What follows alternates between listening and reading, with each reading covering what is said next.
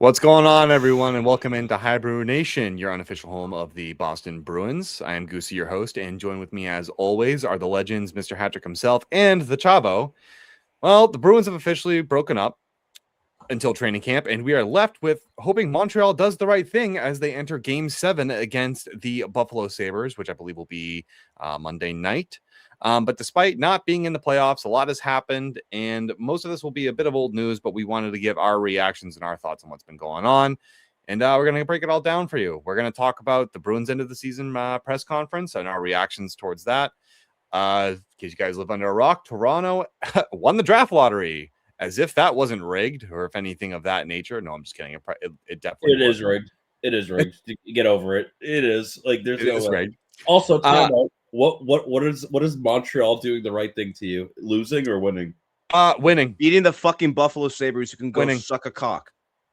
Sorry, I'm not salty still. You're still salty, and that's okay. I appreciate it. I hope both teams lose, but I want there to be another year of Canadian teams not winning the Stanley Cup. No. It's been I'm never going to root for the Montreal Canadiens in my entire life, man. Like, see that is the case. That's the case, dude. But my enemy of the enemy is my friend, and if it comes down to beating Pussy Darlene and the Pussy Sabres, I'm gonna root for Montreal. It sucks because when we play them, I hate them. Of course, I'm always gonna hate them. It's a great rivalry, but I would rather a storied franchise take down the freaking annoying Buffalo Sabres, who of course storm back and have one of the best games of their playoff so far. And now we're going to Game 7.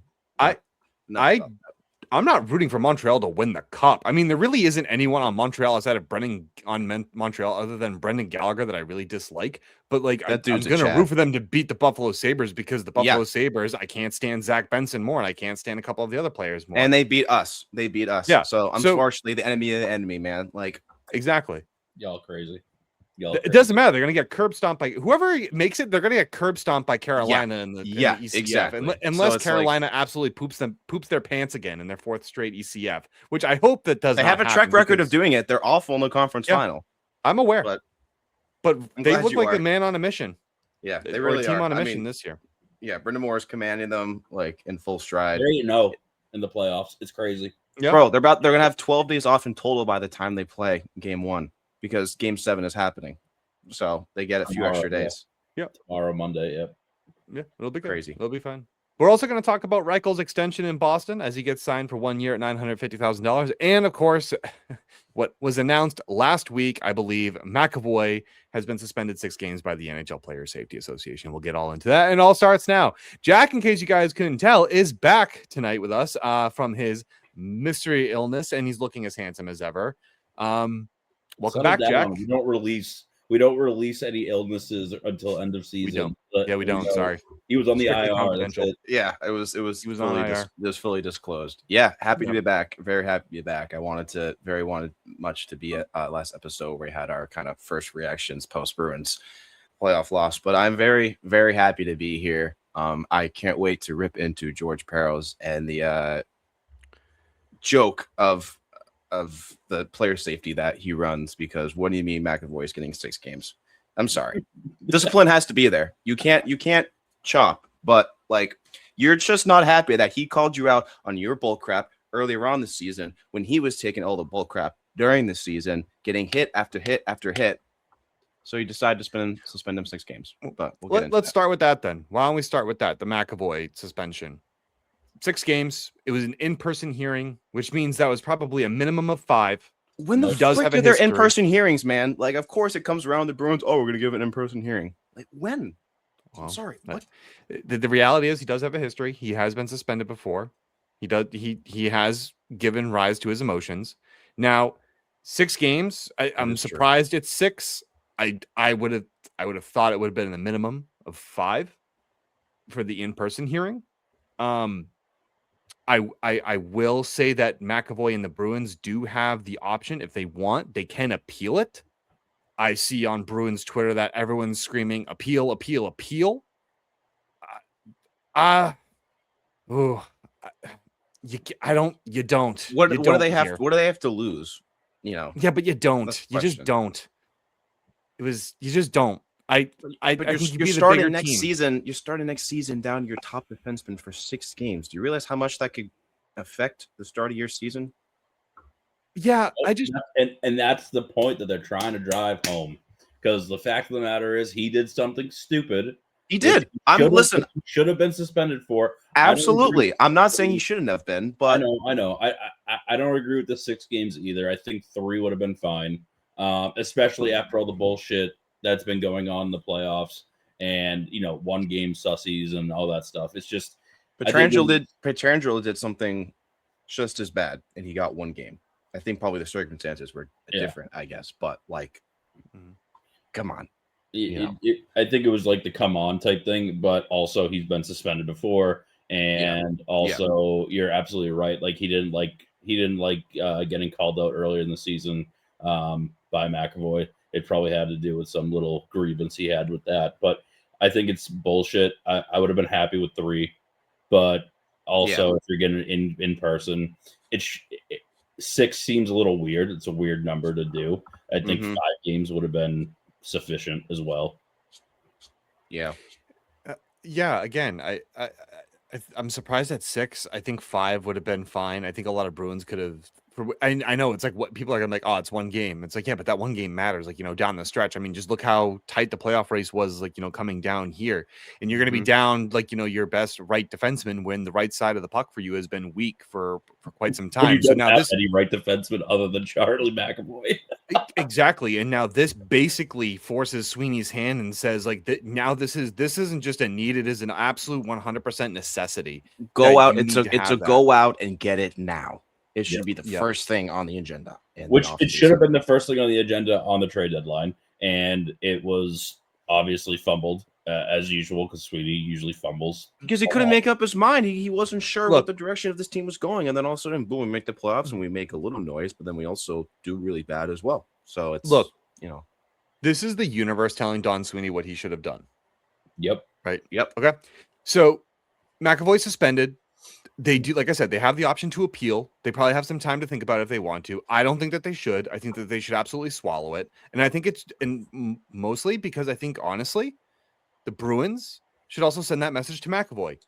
What was it? 1:30 left into the game? Yeah. If you want, like, you're an alternate captain. We understand that in, like, you're down 3-2 high. Emotions run high. They will. Yeah. Exactly. You're down 3-2 in the series. You feel like you were wronged by Benson. I resonate with McAvoy there in a minute. But if you're trying to put your bid in for the captaincy of the Boston Bruins, you really can't react that way. No, you can't. And that's the unfortunate thing. We all, a lot of Bruins Nation, we look up to this guy, and we really, we've watched him play and develop over the years. I watched this guy when I was a freshman in high school. And like I've seen him grow over the years. He's a phenomenal player. He makes a big impact out on the ice. But the fact of the matter is, Goose, you can't act like that when you're down like that in a series. And it's looking like it's probably over, but you need to finish strong. Like if he was playing with Chara still, or like if Chara was still around, or back when he was, and he did something like that, Chara will pull him off the side and say, "What the actual F are you doing?" So. And to me, it kind of just, I said this in the last episode, I think it just ruins his captaincy. You can't have a guy like that who runs high on emotions, not being able to control himself, because what happens when you're the captain and you're the figurehead of that locker room, and other guys, younger guys, are looking up to you to set the example and set the tone? What does that say for that? It's not good for the rest of the locker room. It's not good for the rest of the team. Yeah, that's why Marchand got a little scrutiny when he was captain or was made captain, because he's had those issues before, and I think he was able to reel in a lot, but it's he kind of suffered that same criticism at time in his career, and it definitely was something looked at when he was made captain too. I think he was I personally think he was a great option for captain, and he had earned it, but that's something that separate, but it goes into factor if you want to be captain. So. Yeah, I mean, we can beat this till we're blue in the face, right, fellas? Like it's just to me, it's just crazy. And I even think McAvoy is going to take this punishment, and he's going to be like, you know what, fine, whatever. And then hopefully he takes that and he comes back next year with a cooler head. Hopefully, or he doesn't get stuck on it. Yeah, I hope not. I mean, You're a professional. I understand. Again, I feel like you were wronged, but you want to know what? You're down 3-1 in the series at that point, or I'm sorry, 3-2 in the series. Forgive me. You didn't really ever show up to play at home. Yep. You were lackluster. No, you didn't. McAvoy himself did not have a great series against Buffalo. Nope. No one else really elevated. It was just kind of blech hockey. And I'm actually going to play this clip from Behind the B. So credit to Nesson for doing this. This was after the Game 4 loss. Oh, sorry, God. in between the first and second period. And this is kind of the response that I would have expected McAvoy and the boys to have coming into that. But everyone else was just crickets. Here's David Pasternak's reaction. I was eating this clip up, bro. Oh my gosh. Yep. Play it. So here's David Pasternak's reaction. Embarrassing! We talked about it! It's a afternoon game! Gotta be ready! No, we show up, we lose every battle! Boom! 3-0, 2 mistakes! We get a out battle, outskate everything! Guys playing without MCL! And this is how we show up! I want to say why this relates to the McAvoy incident, and it's because that's how a captain speaks and tries to get his locker room going. Look at his face when he walked in, McAvoy. Like, it was so dejected. Like, he was head down. He looks over for a second as Pasternak's talking. Then he goes and gets his jersey, and he turns his back. Like, I get it's uncomfortable. You're being screamed at by one of the leaders of your teams. Like, it's not easy to just sit there and take that. But it's like, you got to. You have to take it. You have to, and then after that, you have to speak up as well too. After Pasternak says that, then it's your turn to speak up and get the boys going because you can at least say something else. Maybe your message can help resonate with them too. You also have a letter on your jersey, so you need to say something and reiterate what he was saying. Exactly. He didn't. This attitude to him. And how it relates to McAvoy's actions, and I get what people are going to say. It's like, well, someone had to defend himself. Benson was getting the penalty. That is not where you show those heightened emotions. That's when, if the penalty didn't happen, or if that play didn't happen where it was, if there was another intermission, that's where you go in and say, we're going to beat the effing piss out of them for what they're doing. Or just go over to him and just stick your glove in his face. I don't care. Give him a face wash. Give him a really aggressive face wash. And maybe you get like a minor penalty and you get kicked out. That's fine. Don't go over and 2-hand chop. Like, try and chop down a tree. Like, what are we doing? Yeah. And honestly, again, the more we talk about it, the more, 6 games, seems justifiable. Like, though we don't have to like it. I still don't like it. I think it's a little over the top still, but it's an example of a leader not leading and letting his emotions get the best of him in a moment where you just can't, or I don't know, do it in a better way. I don't know. You're a hockey player. Scrums happen. Face wash. Don't chop his arm off, his hand off. Or you could do a little Marchand and give someone the nice little poke with the stick in the gut, Or lick him. I don't know. Fucking, I don't care. No, just do that. Don't lick him. We're so past that. We're so past that. We're so beyond past the licking of the things. I mean, it was hilarious the first time. Of course we are, man. Of course. But never forget. Never forget. Menace. I mean, I think we're all in agreement, though, that penalty and his suspension that followed it, that pretty much ruined McAvoy's candidacy for the captain spot. At least in our opinion, right? That's how I feel. Yep, my opinion too. That's how I feel. I just feel like if you're Don Sweeney and you're Cam Neely and you're Marco Sturm and you're just looking at that and you're just like, you can't have a captain lose his cool in that fashion. And that's going to lead us actually into the press conference discussions that Don Sweeney had with Cam Neely and Charlie Jacobs. If for those of you who hadn't missed it, it's available on YouTube. It's a 42-ish minute press conference. I highly recommend you watch it. But it's kind of like the same old stuff that you hear, ladies and gentlemen. Like, it really was like, they ask a question, they give you the same old song and dance. Same answers. Yeah, some answers were very similar to last year. And some were polar opposites. Some were polar opposites. Some kind of gave you some mixed signals. But the one thing that definitely stuck out for me was Charlie Jacobs essentially reaffirmed that under Cam and Don, they've made progress after having the 100-point season. And that's something And that doubling down was paying off, looking to pay off or some bullshit. Yeah, right? And it's something that they hope to build on. And right after that, Don Sweetie was said, yeah, we didn't do enough. We didn't do this. We didn't do that. So that was the mixed messaging that I saw. That was a big clip going around the internet. Yeah. All around not good effort, crediting Swayman, but, just a lot of areas slacking. Yeah. And to be honest with you, I think the Jacobs family is the worst thing to happen in the Boston Bruins organization. I really do. I'm not a big fan of them. Again, they only care about making the playoffs, so they get their couple extra checks at the end of the season. So from a ownership perspective, what he was saying, what Jacobs was saying was very much on brand for that family and how they view the Boston Bruins as a cash cow. And unfortunately, how a lot of owners view their teams. Obviously, I mean, you could do a whole case study on what's happening in Toronto right now with Keith Pelley and that upper management situation. It's a disaster. But that's a different topic. But yeah, it's on brand for the Jacobs.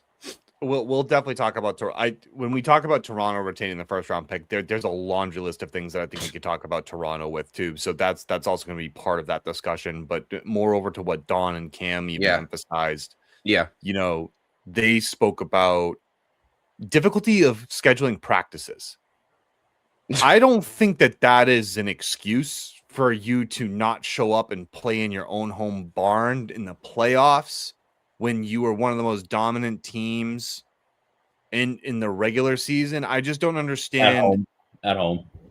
Yeah, I just don't understand if you're going to blame practice scheduling, but you still have a 100-point season. I don't understand that. I don't understand where you're going to start blaming the scheduling. You knew the scheduling. You've had the scheduling. The schedule gets released well in advance. So I don't understand where the difficulty was, but then they credit Sturm for doing the best that he could to navigate that. That's just like one thing that I just didn't stick well with me. And I was just like, why are you blaming scheduling when that gets released in August? And you knew it was going to be a year with the Olympics where everything is condensed and everything's on top. So again, that's the reason why you have the preseason is to hammer all your bullshit to make things work. And quite frankly, they're professional athletes. Like, it's not like you work a 9 to 5 and then go play hockey. Your 9 to 5 is playing hockey, right? Yeah, it's wake up, practice, get ready for a game if it's at home, go to bed, wake up, travel, practice. Like, it's watch film. It's the same thing. It's the same thing over and over, and it just goes to show that the stakes, especially like once it gets into playoffs, like they truly do raise, like the stakes are raised, and it doesn't matter if you have one of the best home records in the regular season. You can and will, I guess, credit to the Bruins, come out and have a piss poor effort. The atmosphere changes, the energy, the stakes are higher. They couldn't deal with it. They couldn't handle it like in past years they have, and they've been dominant at home in the playoffs. And the Garden was a place that teams feared to come, mainly Toronto feared to come to Boston and play them in the playoffs. But this year it was like a library, as people described it. And I can tell you folks, at game 4 it was like, all your boys go into the library and you're like, we're having fun, we're gonna work on this project, and then the librarian shushes you and then it's dead quiet the rest of the time. That's how it was. We were excited. Bruins choke it away within the first 10 minutes. Didn't even show up. Silent the rest of the game. So I mean, yeah, it's just it's insane. It really is.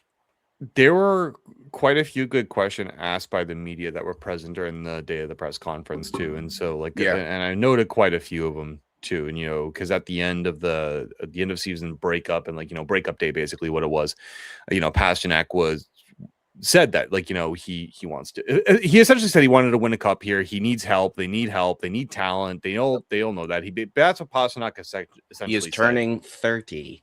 Yeah, that's a big deal if you're a professional athlete, especially a hockey player. It was a call for help, basically. And a call to Don Sweeney being like, hey, I'm here. A question that was asked is that how are the likely 2028 picks going to be handled with Pasternak asking basically for help? And it was responded with that, Pasternak needs to have patience. Said that he wasn't wrong, but referenced how he was trying to fight for a roster spot 10 years ago. I don't know what that does for the now. I'm sorry. I can't help but laugh at that. Are you what? What a typical Don Sweeney fucking response, dude. It's so stupid. It makes me want to put a gun in my mouth and pull the trigger. I cannot stand Don Sweeney. Holy shit. Whoa. I cannot stand Don Sweeney. Everything you ask him is just he's referencing a spot from 10 years ago that he was fighting for. Again, key to the fact that he doesn't like the young players coming in. And they were like, wow, this guy's really good. And he didn't have to get questions about being in the NHL. He was playing on the top two lines for his entire career because he's that good. It's so stupid of Don Sweeney to say these things. Where it's like, yeah, was he fighting for it? Yeah, for a month, and then he lit up the AHL and showed up in the NHL and continued to light it up. Again, a huge break for the Boston Bruins organization drafting David Pasternak. Again, generational hockey talent. It's just so stupid. With his response, he needs to be patient. It's like, sure, be patient, but again, when your GM does absolutely fucking nothing to help you out, it's what else are you supposed to do? It's again just like McDavid. They don't have anybody there. He's asked for help multiple times. Did he get any help? Not really. And now he's wasting away with the Oilers. Same thing with David Pasternak, just wasting away with the Boston Bruins. The fact that he does not have a cup as a Boston Bruin yet is dumbfounding to me. It's just I don't even have words for it.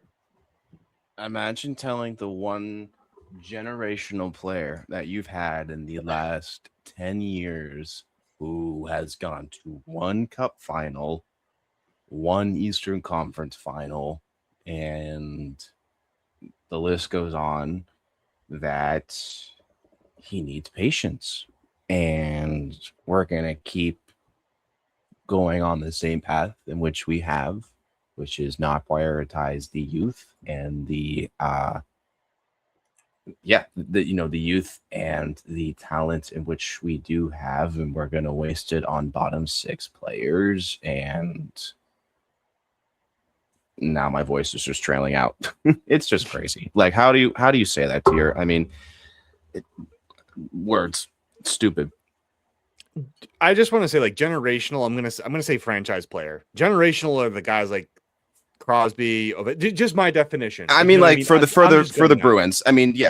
Franchise. But as you know, the player that we've had for a while now, in comparison to the years in which the Bruins have been around and the different players who've come in and out, like one player defining what it is to be a Bruin and this Bruins franchise, it's David Pasternak. I agree with you. And where I agree, I'm also going to agree with Steve. It's a shame that he hasn't won a Stanley Cup, and the team was geared for it in 2019. They were geared for it in 2022, 2023 until Florida became a thing. So I agree with all of it. I think for Don Sweeney to say, you need to have patience, 3 first-round picks in 2028 do nothing for you. It takes about 3 years to develop a player. And so now you're asking him to wait 2 years and then another 3. And 5 years. You're banking on those 3 draft picks to come into the NHL and be impact players. The last time the Bruins had 3 draft picks was 2015. That didn't turn out so well. I was just going to say, he doesn't have a great track record with 3 first-round picks. So pardon me, Don, the Sweeneyus, that I want you, and all other Bruins fans want you, to play to your strength, which is getting free agents, making good trades. Those have been your key strengths as the Boston Bruins GM. It's how you've built the 2019 team and the 2022-2023 team, even though that team didn't really go as far as we would really hope. Like, you know what I mean? So don't tell us we need patience. You're out McAvoy 6 games to start the season. You have games.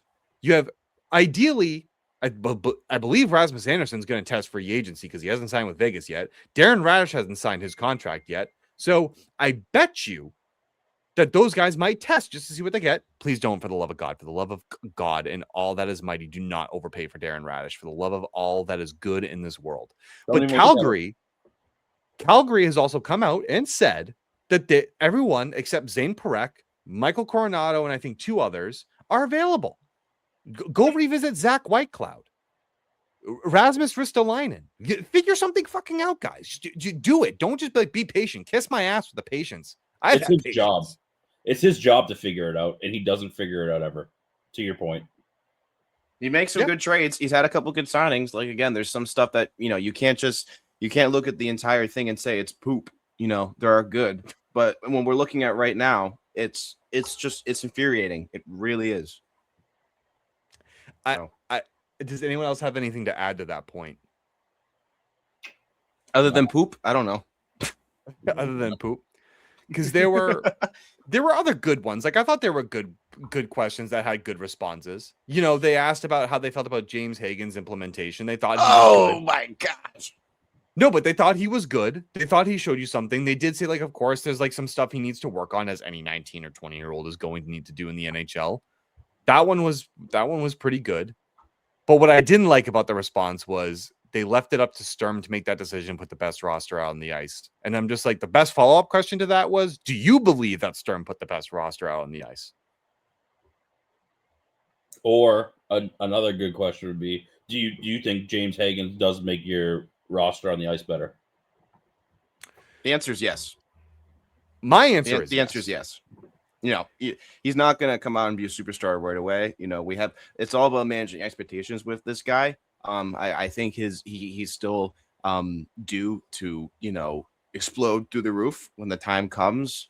I think if he got more reps in earlier on, if this Donnie Sweeney decided to pull the trigger and be a man, get more reps in him, like how Porter Martone did on the back end of the Flyers season, maybe he'd be a little bit more comfortable. Maybe, test him out in the top 6, get him a little more offensive flair. What they do with Porter Martone, they put him with the top guys right away. 2 different players in comparisons, but it's like, I just don't know how well the management with this player was. Now looking back, and especially with Sturm's comments about how he wished he was watching him in Providence instead, like I was laughing at that.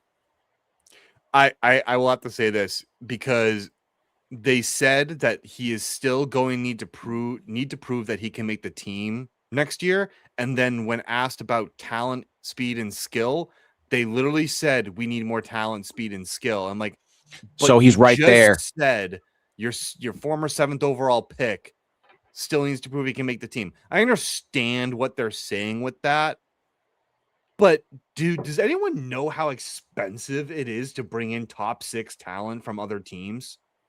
Like, it's nuts. You get rid of Pavel Zacha. You get rid of Pavel Zacha and other people you have if you want to. But it's but it's going to be a swap for the most part. So now you're just going to juggle it around. It's not going to work that way. The only top 6 talent that teams will be able to, like, that they'll trade away right now are ones that are going to be reclamation projects. Mason McTavish, Elias Pettersson, those types of guys. I swear that to you're God, going to need to look at. Trevor Zegras was one for Philadelphia, and it worked out.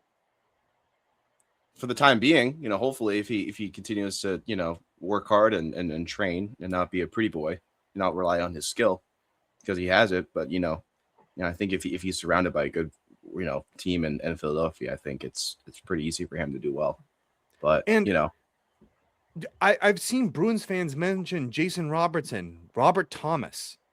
Oh my God, those guys are going to be mad expensive. Like, costly. So costly. Like, could the Bruins do it? Sure. I believe they would have I believe they would have a higher chance of acquiring a Jason Robertson, because he's an RFA and the Dallas Stars don't have the money unless they clear it, than they would a Robert Thomas, because they already have Thomas under contract. He has a no movement clause. There's no real need to move him. And everyone wants a center now. So the price to pay, like, he is one of the only, like, good superstar centers under 30 in the league. So what is it going to take to get him? A lot. So that means we can get rid of Lindholm if everyone needs a center. Yay! Here, take our 3C for your 1C. That's going to work. Well, here's the thing. Elias has a no movement clause. And by the way, there was a question on Elias about his back injury. And they basically said, we hope because no one needs surgeries, by the way, this offseason, which is phenomenal. That's the best news we've heard. So now hopefully both Lindholms. Dorov need a surgery to Nope. fix his knee? Neither need surgery. But he got an MCL tear or something, right? That's a quote from Don. Maybe Zadorov does. I don't know. I can't speak. He's a Russian machine. He's a Russian machine. Yeah, he's got it. I am only going by what Don said. That is it. So his word may not be the law, but that's what I'm going by. And now I lost my train of thought. So hi Piper. Another special guest today is Piper, Jack's cat. It's those guys are just so expensive. Like, you know what I mean? Like the Jason Robertsons, the Robert Thomases, and then you look at like Austin Matthews, who he was quoted saying he doesn't know where he's going to be next year. That's crazy. We don't know. Well, the Leafs, I don't think, are going to be good. And again, we'll get more into that later. But those guys are going to cost you. Like those types of guys are going to cost you big, big, big money. And I will say this: there's 32 NHL teams. There are not 32 one season in the league. Easy. They're not. About? Every lineup has a 1C. I know. True. I'm kidding. I know what you mean. Yeah, good. I was about an actual 1C. But yeah, look at Elias Lindholm. Yeah. But you want to know what? That's just a thing to Bruins fans. Like, if you want that top 6 talent, money, value. It's going to cost you. It's going to cost you more than money. That's the problem. And a stunted Mason Lohrei. Yeah, and a stunted Mason Lohrei. Which, by the way, that was a comment where Sweeney doesn't believe that Lohrei was stunted. That he can still grow and continuously develop, and doesn't believe his growth That's comments to save his ass because he knows he fucked up. He's got 1 year left on a $3.1 million deal, so they could trade him at the trade deadline if they really wanted to. I think that they should trade his ass in the summer. I think I mean, again, if you're gonna package for some player in the offseason, he's gonna have to be someone there. Again, I like the idea of Robertson and how you kind of lay it out, Goose. Like it's more like in Dallas's court, really. If they are going to move on from this player, I think he would make the Bruins significantly better. But I think we'll have a lot of conversations in the offseason about different players, so we can talk more about that then. But we'll I love the idea about of his free agency approaches too. Yeah, I love the idea of Robertson. I really do. Yes, like he's not center, obviously, right? I don't want to make sure I'm not wrong. He's left winger. He's a winger, but you need a left winger too. Yeah, and you need talent, speed, and skill. You need top end skill. You go out and get someone like Jason Robertson. That would, Robertson and Pasternak together on the power play. Give it. And sorry to break it to you, Bruins fans, Morgan Geekie is not a first line winger. No, he's not. He had 2 great seasons, but on a Stanley Cup winning team, genuinely, he's a third line right wing. That's where he is on a Stanley Cup winning team. Hate to break it to you. And that's maybe getting special team minutes on the PK, maybe. I think he's on a Stanley Cup team. I think he'd be a second line. At best. Yeah. But I feel like you're just discrediting him for his performance of late because he did get into a cold streak. But no. I mean, I think it's safe to say he'd be a great third line winger and make a difference out there. But also, I think when he has talent around him, it does elevate him.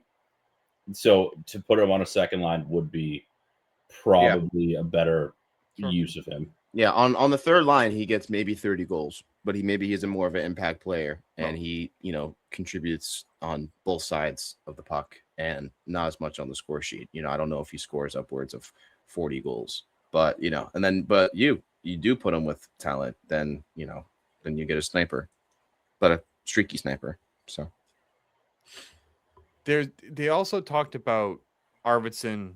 Not to pivot away from our need for top 6 talent. I mean, that's just known, right? I'm not going to continue to harp on. No, but a need to keep Arvidsson. Yes, please. I swear to God. They're looking to explore options to re-sign both Peak and Arvidsson, and I mean with Reichel re-signing at a contract that can be buried down in Providence, a cheap $950,000 contract for 1 year. That's not bad. It's a prove it contract in my opinion. And I think if you need speed and talent, well, you just helped bring that in.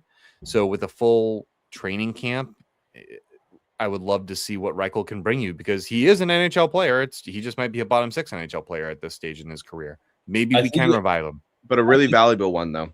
I think he adds depth though too. Yeah. I think that's his role as a depth player. I'm not upset with him being re-signed for a year for a relatively cheap contract, right? I don't hate it. I don't hate it at all, because you'll probably see him get bumped into the third line, fourth line, a little bit here and there. And that's okay, because again, I expect him to be a depth player to when someone needs a night off, he can hop in there and play. But you definitely need to re-sign Arvidsson, because again, what was Don Sweeney saying? We need more speed and skill. Well, Arvidsson has the speed. Yeah. He's not on the younger side, but he gives it to you, and he was proven to give it to you, and put him in the same positions with the same player and surrounding cast. He could score 20 goals again. And also round out that one last point too with Peak. It's I like Peak. I've genuinely liked Peak all year. I've stood up to that, but I think he can walk. I would rather us go get a actual top 4 right winger and still have Laura right defenseman. Right defenseman. Have him walk and have Lori even be the 7th D man, which again, there's a year left in his contract, which you can use as trade bait for someone who needs a young, bottom pairing power play specialist type deal for a defenseman. Which teams would take it? I think they will. Teams will take it, because he does bring for the lack and all the issues he has in the defensive zone, in the offensive zone, and in the neutral zone. He's not terrible. He does have offensive skill set. Yeah. It's just he's a defenseman that can't play defense. That's the problem. Well, Erik Karlsson, except Erik Karlsson learned a little too late. You know what I mean? That's where I draw the parallel with. Yeah, it's unfortunate. I think Andrew Peak should walk. If you really need an RD2, you can't saturate yourself with these RD3s. Peak's gonna want to raise. I'm not giving him $4 million. Sorry, go pound sand. Go get that from the Pittsburgh Penguins or from the San Jose Sharks. The San Jose Sharks will pay you. They need defense, so they'll definitely outbid the Boston Bruins for it. I like him on the San Jose Sharks. Actually, that actually I don't hate it. A good fit. I wouldn't hate it either. I think it'd be good for him. Yeah. Well, I guess for the Peak, just to round that off, what's the most you're willing to pay him to stay in Boston? Literally the same amount of money that he made this year, which is $3.75 million, something like that. Yeah. Oh God, no more than that. Yeah. Not doing it. I think I'd give him less, but he's expecting a raise. So. Yeah, and it's not like he was a great penalty killer for the Boston Bruins. I just don't see it. You already have Henry Jokiharju out for one more year, and you want to know what? Henry Jokiharju played better against the Buffalo Sabres than any other defenseman that we had. Why was he not put in earlier, man? Why was he not put in earlier? That was your one good puck moving. Because he really didn't have a good series, or he didn't really have a good season. And the back end was better, but it was too late by then. He wasn't that bad. His back end, he started off very shaky, and the back end he did kind of snap into it, but again, over the aggregate, it wasn't that bad. But the beginnings of it really caused a lot of chaos for him. Yeah. And by the way, just to pivot back to Arvidsson for a moment. Yeah, I understand he's older. He's going to be, I think he's 32, 33. I'd give him 3 years at 5.5. I love that.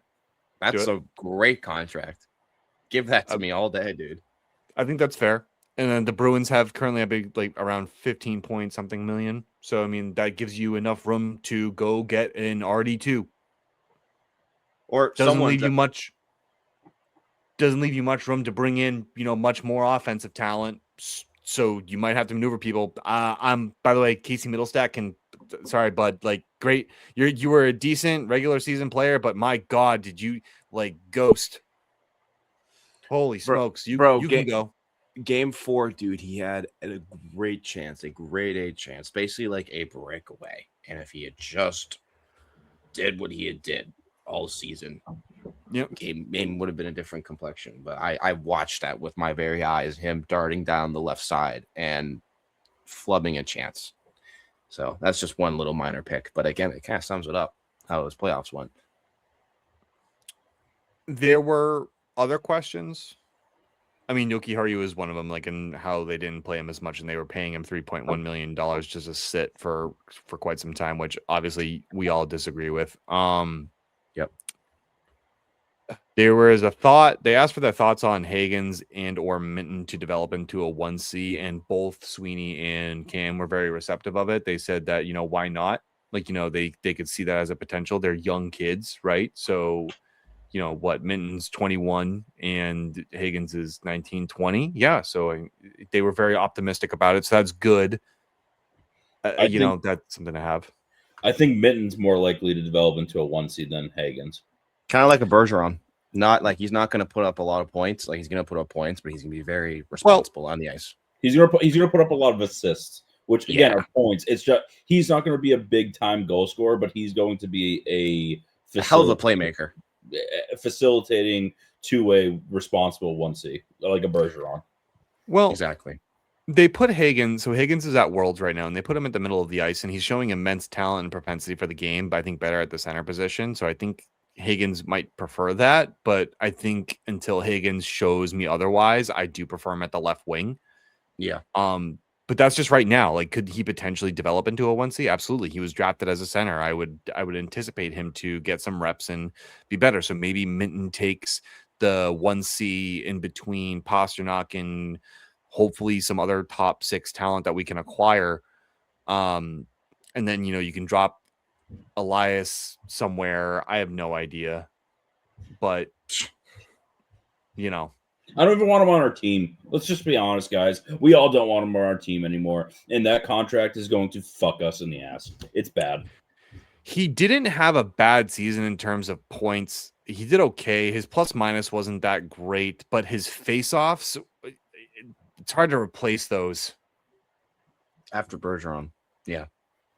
And like Elias Lindholm has struggled and he's had good stretches, but I think the one thing he's been extremely consistent on has been his two-way play in the sense of like getting the draws won, being an impact player in the defensive zone. I think he's been there, but making good everywhere else, I think he's just been slow. Yeah, making good reads and knowing when, to jump in there and, be a little more defensively responsible. I just want to say, though, real quick, shout out Minty at the Worlds, man. He's getting a lot of good recognition right now. And for good. Damn right, dude. He looks really good. Looks good. You got player of the game against Sweden, it was, I believe.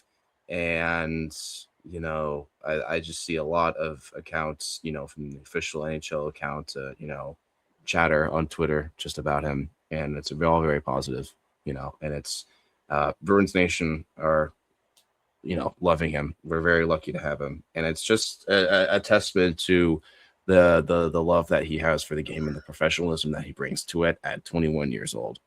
It's pretty awesome. I'm really glad that thanks, Toronto, for the 100th time. But yeah, just want to give him a quick shout out because he's been shout out himself, for his play. And it's and he's just and they were saying like the so-called fourth line, but it's not actually a fourth line, just Canada stacked. But his line has been one of the best for Canada so far. So yeah, no, huge shout out to Minty. I love Minton. I think he's great. I think he was a wonderful lad.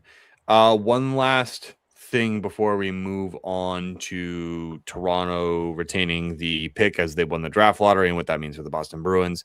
Ugh. And potentially what that could actually even mean for Toronto too, because I think that's going to be massive because it does have implications. Don and Cam were asked about the potential for offer sheets, and they said that they weren't off the table, but it needs to be right. And I don't know if the offer sheet return compensation has been released yet. And for those of you who don't know what that is, so basically if an individual on another team gets offer sheeted and they accept, depending on the value of the contract, the team that provided the offer sheet must forfeit draft capital. So something to look out for, something I'm sure that they're going to weigh, of course, having 3 first-round picks in 2028. Or I should say potentially 3. There is some uncertainty with the Toronto pick, but it is more than likely going to be 2028. What do you guys think of the possibility that they do some offer sheets? I don't think they have a choice. I think you need talent on this team, and you need it now. And after Postmak's comments, yeah, I think it's something you need to consider. And I think you definitely need to consider it. I mean, I don't want to sit here and say get rid of all 3 picks in the first round, right? Like, I don't think that's wise. But if you give up 1 and then, like a first round here, a second round there, a third round here for the right player that's going to make your team immensely better, sure. Like, we need talent on this team. We need a lot of things on this team. We have a lot of gaping holes on this team, and you need to plug up some of those holes so the ship doesn't sink. Yeah, and you're forfeiting draft capital, but you got to think about, again, the farm system in place. Really, really good. You signed, was it Bill Sweezy? Is that his name? Billy Sweezy. Yeah. Billy Sweezy. You already got him signed as well. You've got other great players in Providence. Patra, please give him another shot. And you also have other good, young players and developing guys on our roster. It just, within this system of the Boston Bruins, you have a lot of great pieces. So I mean, yeah, you're giving up draft capital. But if it's for the right player, yeah, I think you do it. I also want to make sure we understand this too, that when you give up the draft capital, the Bruin, it must be owned by you. So Boston must have that pick available. So, for example, if the compensation is 1 first round and 1 second round, but you only have the second round, then I think it has to depend on the years. Then it does not confer. It does not transfer. It does not do anything. Mm-hmm. So it has to be their own pick. From my belief, I believe that is exactly what it is. People can correct me if I'm wrong, but I believe it has to be your own. Mm-hmm. Yeah, and I agree with you guys. I think it's a necessity. I mean, if the free agent pool dries up and you actually see a nice little RFA there that you're just like, this guy's not going to cost me much in the terms of capital. Like if I offer him a $4 or $5 million contract and I only have to give up a second and a third, I'm going to do it. Like, you know what I mean? They'll definitely gauge that. I don't know what the compensation is going to have to be for that, but I think yeah, you look at it, and especially look at teams that are going to be strapped for cap that can't offer it. So look at those options. I agree with you, guys. Let's talk about Toronto. And that when are we not? Let's talk about that horrid dumpster fire. In case you guys lived under a rock, Toronto begrudgingly won the draft lottery. Boo! Mysteriously, 10 years after they won the draft lottery in 2016. Yeah, that's right. How convenient. Someone was brought this up, and they said that the only time in the past, like whatever amount of years, the only time that Toronto has been eligible to get a number 1 pick, they've hit it both times. And that's just some insane luck, man. It's not insane luck. It's rigged. I'm sorry. It is what it is. I'm just going to say it.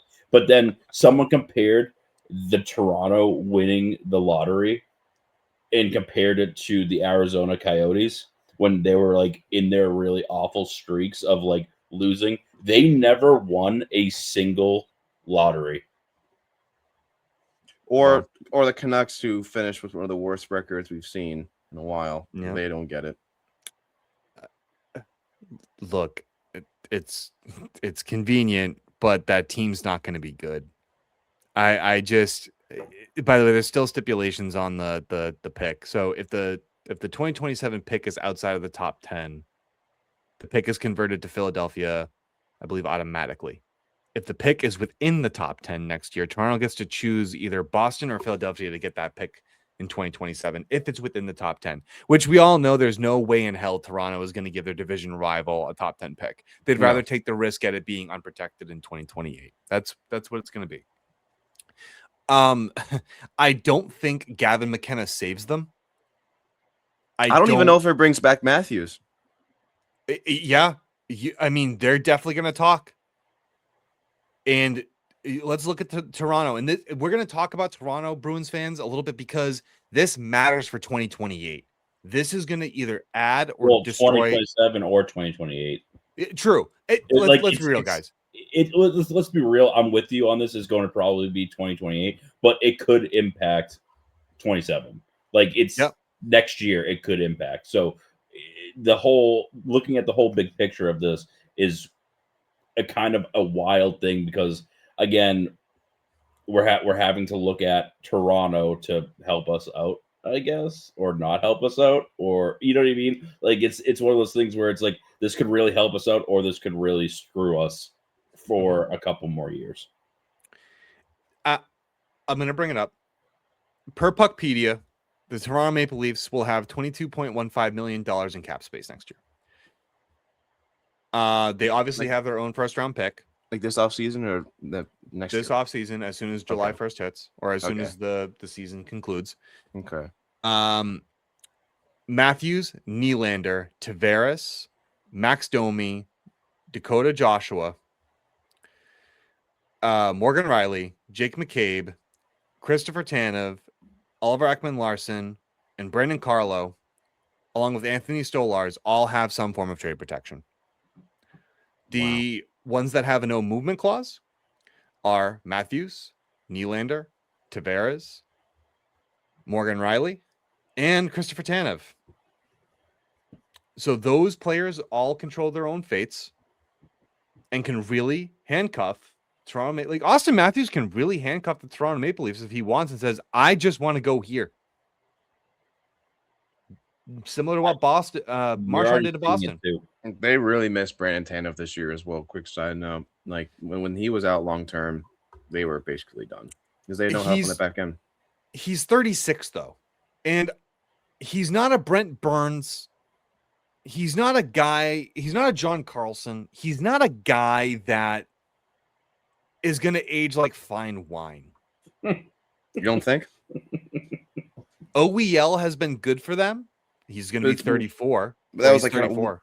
One really good off year, which was a good year, like an off year that was one of his best offensive productions in basically his entire career. I don't know if he replicates that. Their goaltending, Their it was better. Is bad. It was better like the year before. It looked pretty good, but after this year, And clearly losing Mitch Marner has ruined that team. And effectively, you're getting that another Mitch Marner in the form of Gavin McKenna. Effectively, probably better, I would say. McKenna has the propensity to be better, but I don't think McKenna alone is going to make the Leafs a good team. And with the new GM, I believe the new president, they fired Craig Berube. Thank God. Yeah, way overdue. He's so overdue. Like, actually, I'm going to say it's not Berube's fault. I'm sorry. It's just not a little bit to it.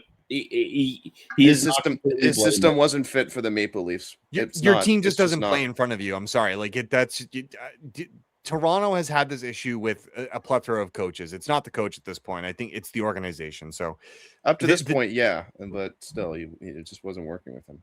So the team needs to really decide the direction that they want to go on here, and I think you're going to know by the July 1st because you're going to probably see. You might hear.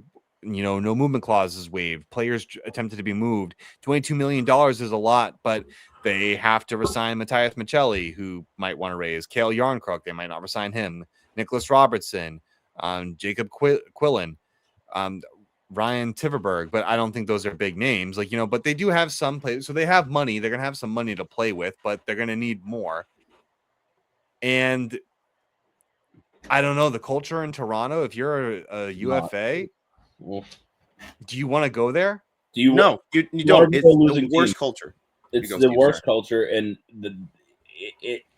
again, this last season is like McKenna is unproven. Clearly, right? Like, does he have a shit ton of upside to him? Absolutely. But you cannot. If you're a UFA that wants to win a cup, you're not going to go to Toronto. It's just not going to happen. So Toronto's going to have a hard time getting players to, one, stay with them, two, get players to play for them. They're going to have to rely a lot on their farm system to get players up and fill in gaps. Because, one, I'm with you. I don't think McKenna saves the Leafs. And from what I'm hearing in the hockey world, I think that Matthews is putting a lot of stipulations on the front office there, and is basically going to make it impossible for him to have them, basically making it impossible for the front office to make him stay there. That way he's just going to walk. I do not think that Matthews is going to stay a Leaf. I think at the start of next season he will be on a different team. It's going to be an American team as well. Yes. Philadelphia makes a lot of sense, fellas. Dude. Philadelphia makes a ton of sense for him. And boy, do they have the capabilities to do it. Him in orange? I know. That's crazy. Weird, right? I can't even see it in my brain. No, but actually that makes a lot of sense, man. That's a team that is on the up and coming and is starting to prove themselves, and they have the space for it. And you got a lot of young guys with them too. Zegras and Matthews. Are you kidding? Yeah. Like, yeah, maybe also. I mean, a possibility of Nashville, just because they also have some assets to get it done, and they need a 1C because they drafted Brady Martin. That's okay. Toronto's still having discussions on who they're going to take for the first overall pick. I think obviously the consensus is like they're debating maybe not picking McKenna because they think they want to rush the process, try and convince themselves that no, we actually have a team that's just a down year, and that we could and I don't know the name off the top of my head, but it's a defenseman that they are considering. It's either Chase Reed, Keaton Veroff, or there's another right defenseman. Yeah, Chase but it's Reed is going to be so good. Yeah, but I don't know. Is he number one pick though? I don't think he's a number one pick. Can you imagine? The Leafs, like they usually do, they fuck up everything. I think they're going to fumble the bag in this. Can you imagine? I can. Like it's the Leafs, dude. It's not taking Gavin McKenna at number one. I'm sorry. You have to be brain dead. Wow. It's the Leafs. They are kind of brain dead. That would be insane. Because the Sharks right behind them need a right defenseman. So you got to think the Sharks go defenseman. Yeah.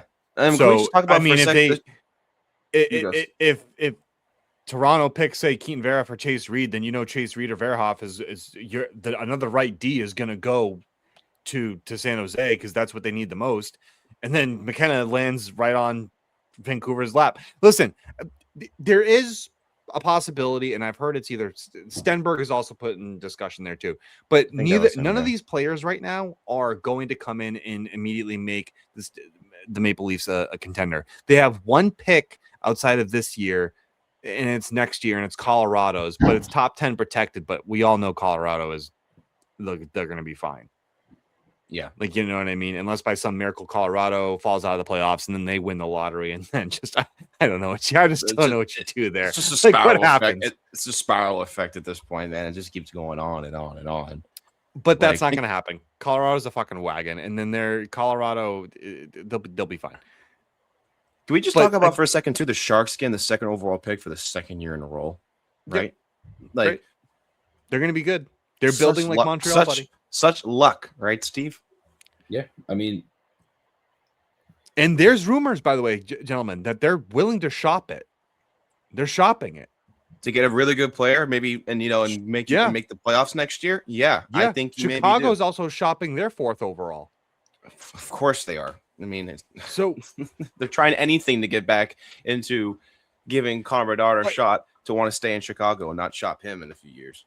But the Bruins have nothing to do with those teams. What the Bruins have to do with is Toronto. And so this free agency is going to be huge because Toronto needs to pick a direction. And Austin Matthews is going to lead that direction.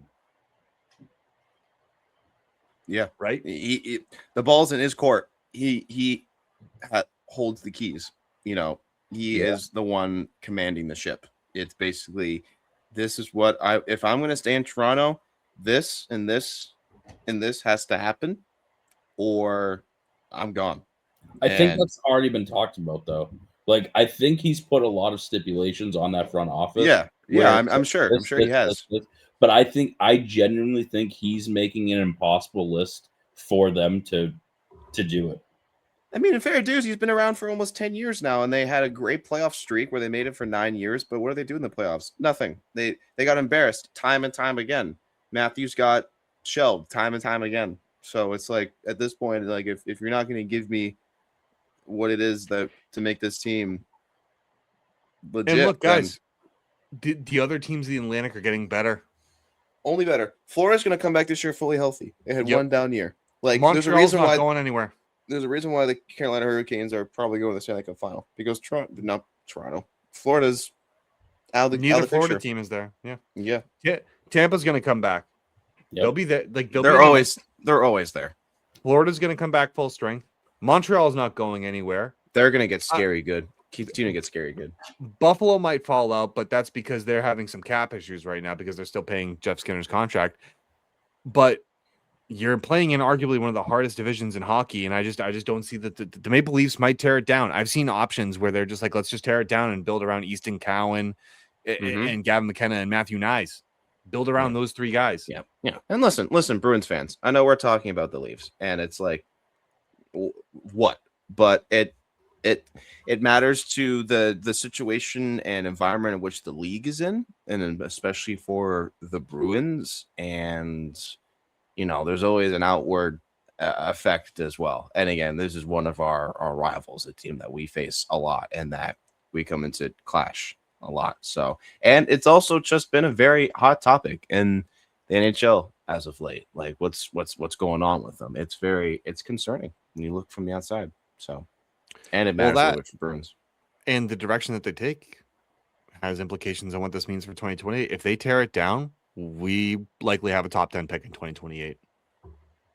Yeah, and then hopefully you've given Pastrnak some help and support, and maybe you make the second round of the conference final by then. And then it's not above selling that, by the way. Not above selling that pick if it's for Toronto for 2028 if it's a top 10. Not above selling it if it means getting you high quality talent that puts you in win now. Yeah, with Pastrnak turning 30, he's not getting any younger. In a few years go by, he's gonna be 33, 34, lads. Like that. By the time 2028 and after comes. So it's like time now. Steve, do you have any other thoughts on Toronto, their direction, and what their direction would implicate for the Boston Bruins as 2028 approaches, or even 2027? But like I said, it's probably going to be 2028. It definitely impacts the Bruins because again, if they somehow get Matthews to stay and they get McKenna, it'll depend. Again, it depends on a lot of things. There's too many like stipulations and workarounds on this thing, but it does impact the Bruins organization. And I think the Bruins and Toronto are in the exact same spot because there's a lot of things that need to be done by the organization. And you said something a little bit earlier. I can't remember the exact wording, but it's along the lines of there's a lot of decisions to be made and there's a lot of moves to be made and you need to figure it out because the Bruins, you need to pick a direction because again, this is going to go back to the press conference where, Jacob says one thing and then Sweeney and Neely say another thing.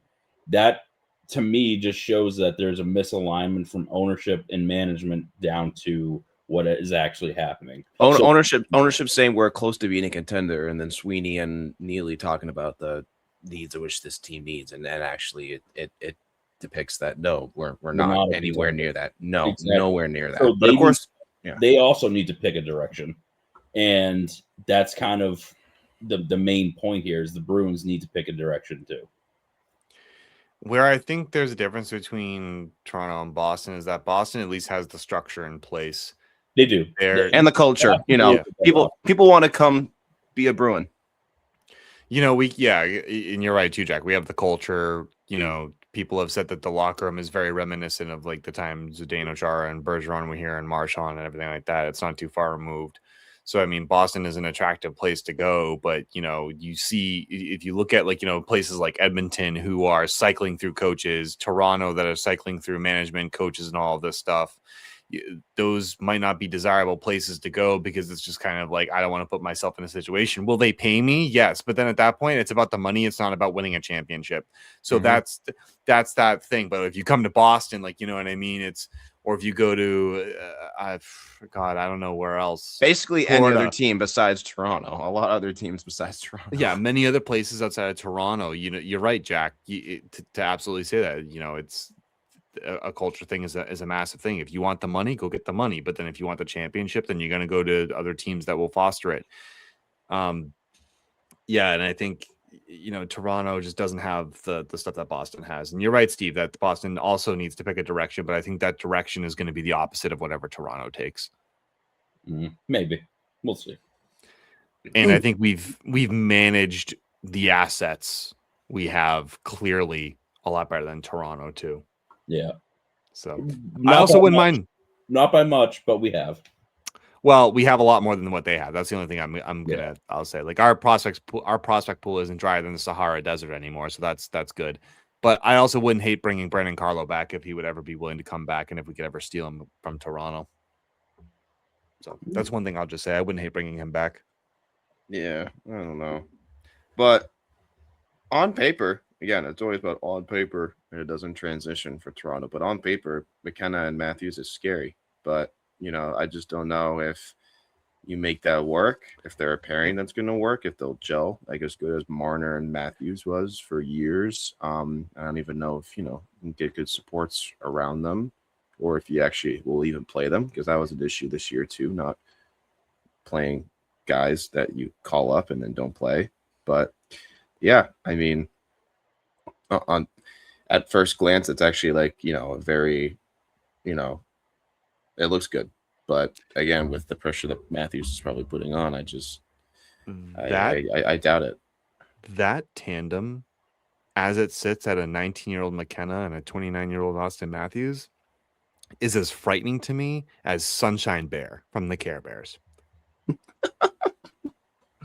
I love your metaphors. I am not be intimidated by a very green or simile used as. Sorry. Yeah. I had to correct Thank you, Mr. Grammar Nazi. Thank you very much. I work in a school now. I need to know this stuff, which I do. I try. I'm gonna call you Mr. Teacher. Mr. T. The greenness of a 19-year-old kid. Man, he's using green as well too. Wow. Sorry. Yeah, with a 29-year-old Austin Matthews in a culture that is not built for winning. And another team, they're going to have another coach. It's a new front office. Everyone's going to be adjusting. It's going to be another rebuild year. Another fresh start, another new start. Yep. You know. And then the year after that, it's going to be another fresh start. Like whoop-de frickin' do. Boston's going to have a top 10 pick in 2028. Thank you, Toronto. Again, you suck again. Like it's just... I'll never get tired of it. I'll never get tired about talking about it. Like I feel bad for Leafs. I'll say this. I feel bad for Leafs fans. I don't feel bad for the Leafs organization. Because if you are going to suffer the way Buffalo has suffered, arguably, actually, I'm going to say you suffer worse than Buffalo. Buffalo may have missed the last 14 years of the playoffs, but fuck, at least they could get past the first round. Like... They're one game away from the Eastern Conference Final, which is one round away from the Stanley Cup. And that's crazy, considering you couldn't even get past 2 rounds. You have not won 2 rounds. And arguably, Toronto should be, on paper, a powerhouse. Sure. They have been since 2018, Steve. What happened? I know. I know. But like again, on paper. They have a good lineup. They should be making it to conference finals. They should be going deep into the playoffs. But again, it's a culture issue. It's in their blood, bro. It's like it is like they are haunted, as Mr. Steve Dangle has said for years. Like they're legitimately haunted. So So can't wait for that potential first overall pick in 2028. Just can't wait for it. It's probably going to happen. Yeah. Because that's the Toronto way. That's their luck. Honestly, that's their effing luck. So to you Toronto fans, to the loyal ones, sincerely from a Bruins fan, so long as you're not like one of those schmuck fans, we have them too. Trust me, we got them too. I feel sorry. We for feel you. for you though, man. We're all fans here. We're all a little sick in the head. We all love our teams to death, and the fandom of Toronto and the history there. I mean, it goes back, basically a millennia. Is that right? 100 years? Yeah. So millennia is 1,000 years. Oh shit! A century. That's what it is. 100 years. It feels like I'm taking your teacher's license. Wow. Shut up. It feels like a millennia though, because I mean they've been around. They're one of the oldest teams, so like their roots run deep. That's what I'm trying to say, guys. That's what I'm trying to say. So sorry for you Toronto fans, but thank you for those picks. It's gonna be great, guys. Final thoughts before we close up tonight's episode, because it's always fun to shit on the Leafs for the last topic of the night. I look. Pastrnak is not getting any younger. His team is relatively young, but they're not going to get any younger. We have some older guys too. I have nothing else to say. Sorry, it's been so long. I had to do it. It's your first week back. That's true. I couldn't contain myself. Jack, continue. You're right. Figure it out. Just figure it out. Pick a direction and stick with it.